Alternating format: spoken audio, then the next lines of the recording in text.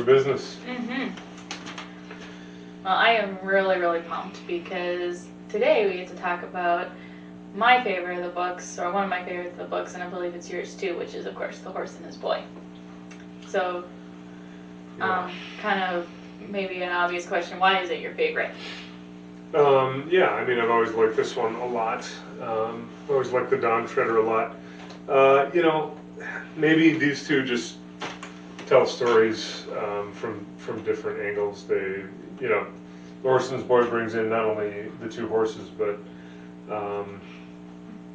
it starts in Kellerman. It's just different, you know, and it's not so much about Narnia, but it's a great story of transformation, right? Of not only Shasta, but Erebus, even the horses, you know, go through quite a bit of transformation. It's just got some really cool characters and unique plot. And yeah. How about you? What do you like about it? Yeah, I think I like. Yeah, I do love like the story, and I think I like kind of the, you know, the whatever, I don't know what you call it, but you know that he doesn't know who he is, and the, you know, the surprise reveal at the end that he's a prince. Because like I said, that's something that you know how one thing I would think is kind of funny is how he's like, well, I guess I must just look a little bit like Prince Corin, that they'd confuse us, and it's like, okay, let's, you know, kind of like the logical thought, like we were talking about last week. Let's think logically. Excuse me. Yeah. To people that like know Corin really well, confuse you, you know, mix you two up. You must look a lot like him. But I do also love, like, you know, like there's so many wonderful scenes, like the conversation between Aslan and Shasta, or Hor, whatever you want to call him, whichever you choose to call him. And I think it's very, like, some of the issues they deal with is very relatable, like the, oh my goodness, I just feel like it's just one thing after another in my life, or I feel like I'm just, you know, all alone, or whatever. Yeah, it's kind of interesting how throughout the book, so the character of Shasta and the horse Hwin sort of parallel each other, and then you have Erebus and Bree that sort of parallel each other, and these two both start out thinking they're pretty sweet, really something. You know, they're arrogant, they're full of their own self-importance. Neither one of them really warranted. I mean, I guess Bree, you know, if he's been a war horse and he's seen many battles and stuff, but their journey into humility and Shasta and Quinn's journey into courage, I guess I would say, into confidence, into responsibility, into, you know, whatever. It's just interesting to see those parallel, a boy and a horse and a girl and a horse. And, so, yeah. One thing I love about it just in itself is the title, The Horse and His Boy, versus like the boy and his horse. Yeah. That's what I think is kind of ironic, or like the humor, or the... Yeah, the irony of it. He definitely is setting you up. Wait a minute, The Horse and His Boy? Yeah. You know, I think Lewis delighted in flipping things on their head, in doing something unexpected in literature, maybe also in life. You know, he did not want to be pigeonholed into stereotypes, not as a writer, not as a person. So you think about the fact that he, you know, he drank his bitters and smoked his pipe and his cigars or whatever. Do you mean he drank ale? Yeah, okay. You know, I mean, he always liked the just bitter beers, and smoked, you know, his whole life, and he didn't want to be told Christians are this way. Christians believe this stuff, but Christians there's a vast spectrum of personality and passions, and they don't all have to be some kind of, you know, proper pious Sunday school boy. Yeah, pious. And I think I've probably taken some of that and internalized it. As a pastor, you don't, I mean, I grow out my hair, I don't dress pastorally. Some of that is so I'm more relatable to people, some of that is I just don't want to be pigeonholed either. Yeah. So. Well, yeah, I mean, you can't put people into boxes or well, it's easy to do, you know, and say, oh, all Christians are like this. All baseball players are like, all women are like this, all, you know. Yeah. So it just, people resist that. I think we naturally resist that, so. Yeah, I know one thing that Douglas Gresham talks about in relation to this story, because, you know, like you said, it's so unique. There's only like 2 events or 2 scenes that really happen in Narnia, right? Because with the dwarves, or like one very short point where they're actually in Narnia. And he said Douglas Gresham believed that there's a certain level of like the parallels between the unbelonging that the fugitives feel to you know, the unbelonging that we all feel in this world, because we're just traveling through too.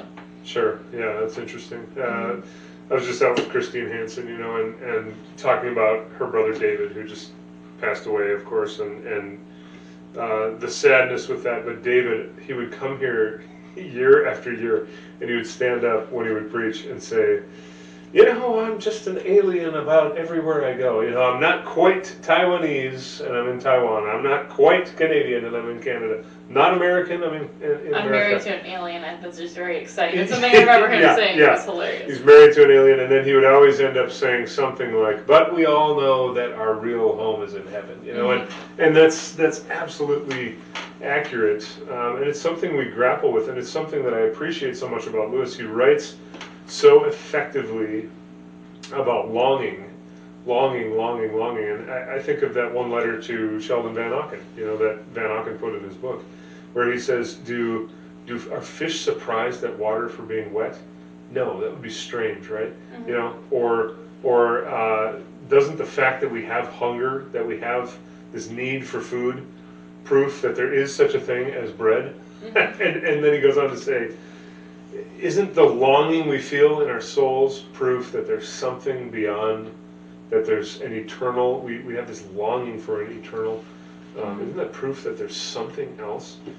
And he would say, of course, yeah, what we're longing for is that perfect communion in heaven with God for all time, for all eternity. So anyway, I think there's a lot of longing in this book. There's longing for Shasta or Prince Kor to know where he truly belongs, and he finally finds that. There's longing for Erebus and Bree. You know, they want to be important and valued and all this stuff, and they kind of put on a facade, right? Yeah, Hwyn has this longing her whole life for the green hills of Narnia, and she's just giddy to get back there and have a good role, you know. Yeah. It's just, yeah, there's a lot of that in this book, and I appreciate it. So. Yeah, even with when Mr. Tumnus, when they're in Tashbaan, and Mr. Tumnus is saying, you know, trying to figure out a way to, he said, the Grand Vizier was like asking me how I liked Tashbaan, and I said, well, I couldn't tell him I hated every stone of it, and I wouldn't lie. I decided to just say, well, you know, now that it's such high summer, I'm just longing to be in Narnia, or something like that. One of those simplest little conversations, again, like that longing. And also the snarky, witty humor, like, well, I couldn't tell him I hated every stone of it. Yeah. Which is so true. And I mean, you know, having lived in Kuwait, which, you know, Kellerman has a very Middle Eastern feel to it, right? Yeah, that's what I was thinking. He kind of models it after a Muslim place, right? Land. It's endless desert, people wearing turbans and things like that. So, you know, having grown up in Minnesota, having lived for 4 years in the Middle East, in the desert, that's not my climate, but it's also not, like, there's so many things about the culture that are just deep bedrock that's not home to me. That's not my culture, my people, and it's really unique. I think everybody should do it. Live somewhere where they are not the stereotypical, you know, I mean, we grew up here. We're Scandinavian. We fit right in, like the rocks and the cows, right? Like like the rocks and the trees. But then I get transplanted over to Kuwait by my own desire. To have a unique experience, and it's just it's just not. The Minnesota boy is out of place there. Which is as it should be. I come back here and I feel this deep belonging eating lefse and looking at pine trees, and this is my home, you know. Yeah. And I would imagine a Kuwaiti feels the same when they come here. Yeah, they're like, I just that desert. This is, you know, unique to think of. But yeah, like why, like, you know, because, you know, we find our own home, whatever. It's like perfect for us. Yeah, comforting, beautiful, all the rest of it. Yeah. Yeah. So. Or like one of my friends is like, he grew up in a ghetto area of a city, and when we would drive down in Ghetto Duluth, he's like, oh, I love this part of Duluth. I feel so at home. Yeah. And I'm just like, are you kidding me? Yeah. I'm on edge. I hate it here. Yeah. You go to the seedy part of town, and he's like, yeah.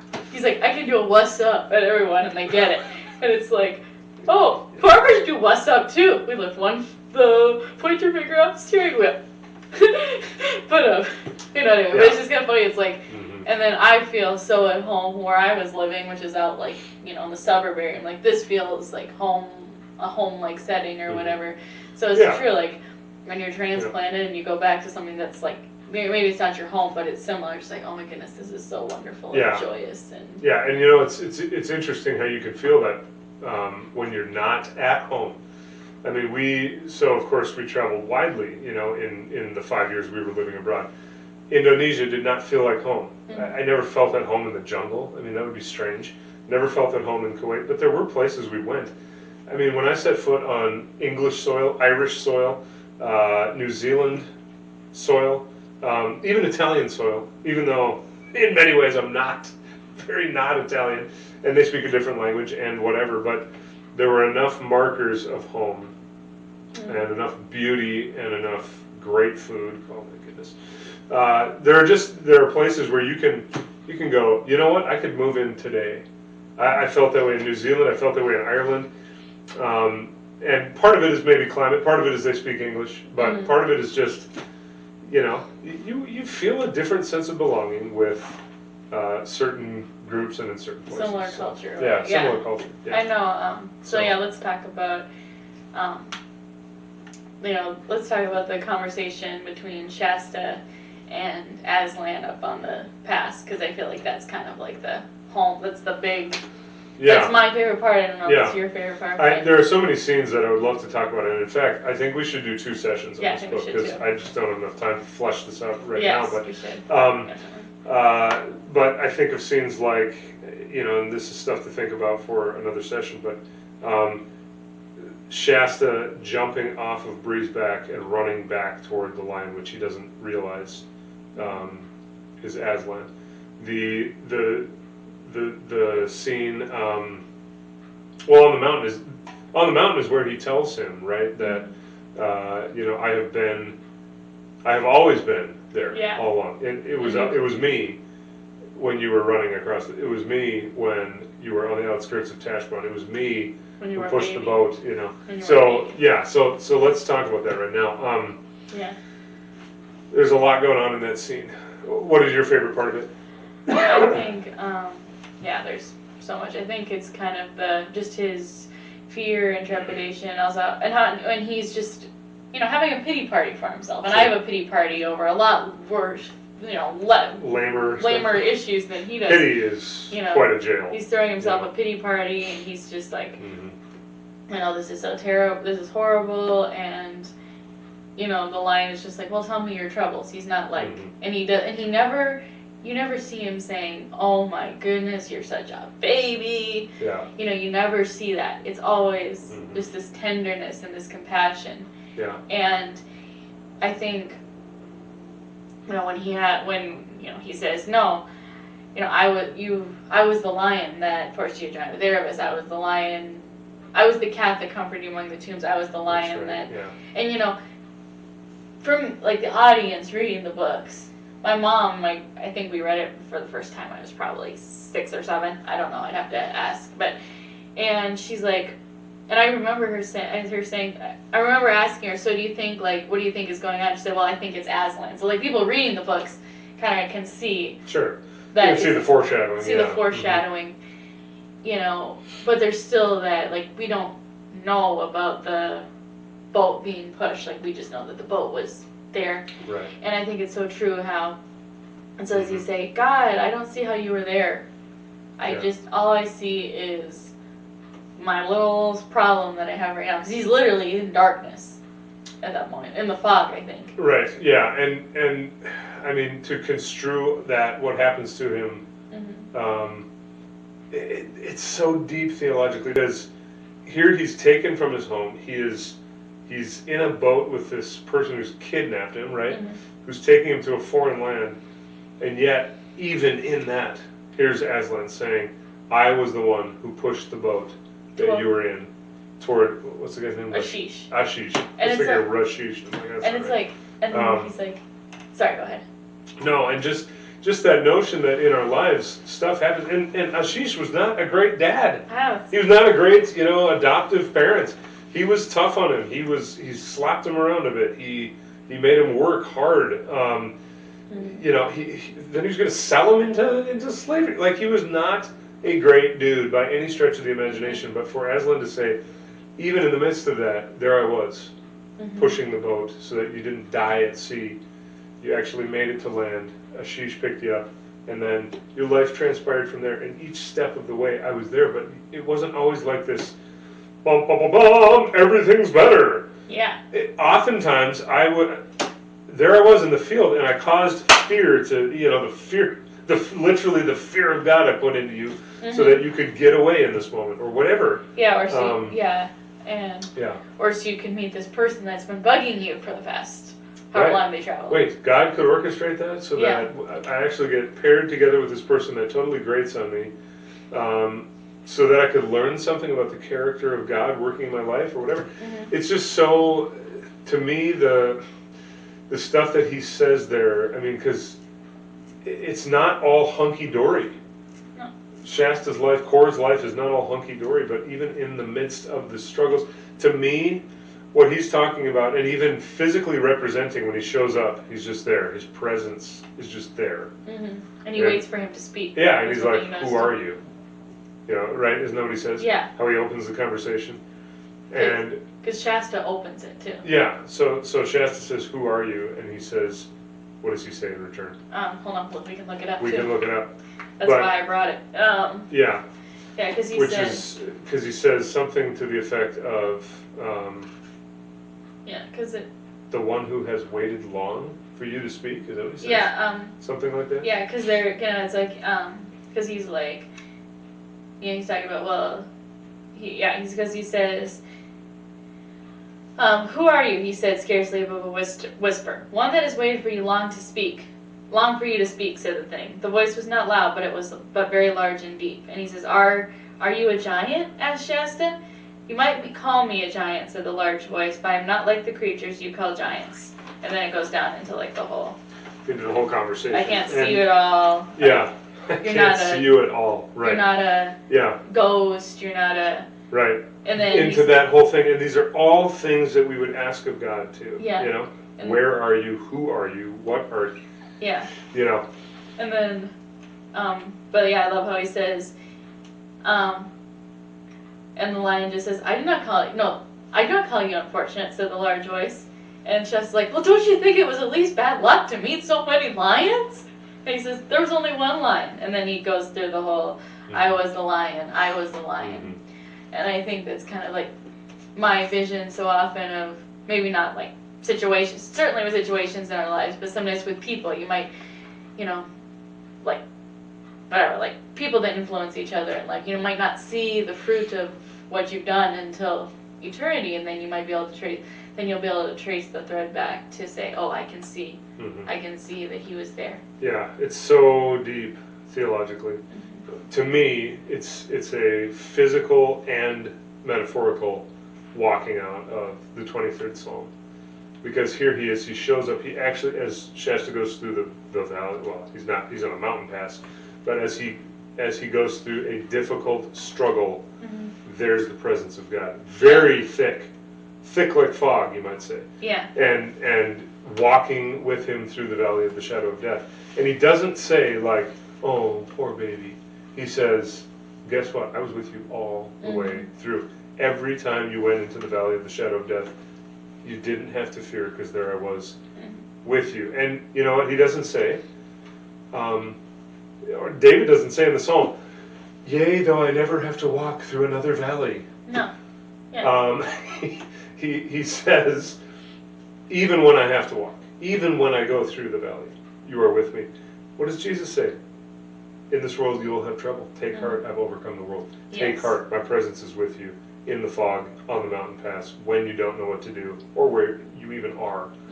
I'm right there. So yeah, and even like at the end of this whole conversation, when I think he's still on the path, but the sun has come up, and he's like, and he says that well, it's luck that I hit it, and he's like, wait, no, it wasn't luck, it was him. So he's starting to see it, and then he's like, and I think he said, where is it? Says, I don't know, I'm trying to think. I don't know, I can't find it exactly, but he said, he noticed that the lion had been on the side of, like the drop-off side too, so he wouldn't fall. So even like the simple things, like, it's kind of a parallel to how when Jesus goes and raises the Jairus' daughter, he said, hey, why don't we go ahead and get her something to eat or whatever like that. Yeah. Like you just see the practicality of like, that he was there to literally keep him from falling off. He's the guardrail. He's the presence. He's also the guardrail.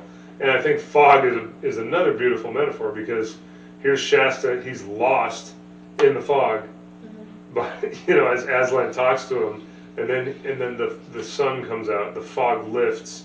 Yeah, it physically lifts, just like Aslan's physical presence was with him.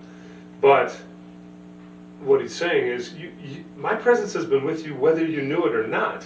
And there's just this sort of realization of who Aslan is, what's been going on in his life as the fog goes. The mental fog, the spiritual fog clears. And it's just, the whole thing weaves together so perfectly. And I think as a writer, it must be, Lewis has been dead now 57 years.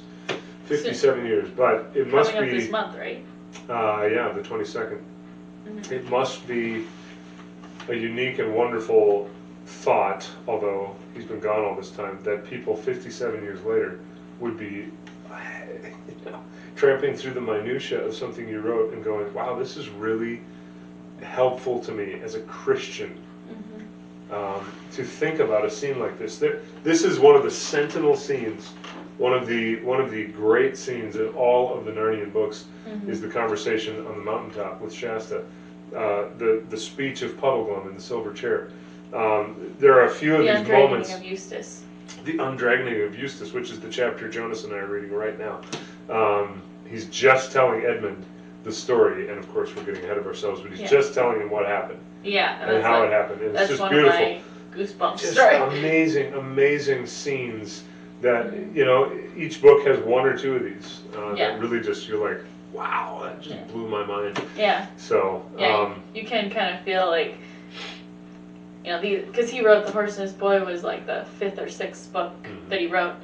And you can kind of tell he was getting more into the groove of weaving this stuff. Well, in The Voyage of the Dawn Treader too, because I don't know if, I'm sure it's there in the wardrobe too, but I don't know. It just seems like there's a deeper,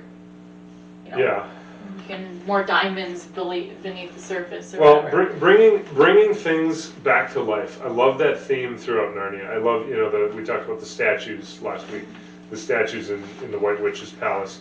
You think of the same thing going on in Prince Caspian when Bacchus and whatever the other guy's name is, refreshments are going through, and all these people are just, it's like they're being transformed. He walks through the town, all these people are like, this is what I've been waiting for my whole life. Forget the school books, and there's so much of that, the transformation of people from a dead, cold heart, Edmund, Shasta, whomever, Erebus, on and on it goes. Even Rabidesh, and I think we should talk about Rabidesh next time, and I think we should talk about some of the courage and scenes of courage. But I probably have to wrap it up. But what a book! What a book and what a scene, really. Yes. So, pretty awesome. We'll have to get more into the other scenes next time. We will. Okay.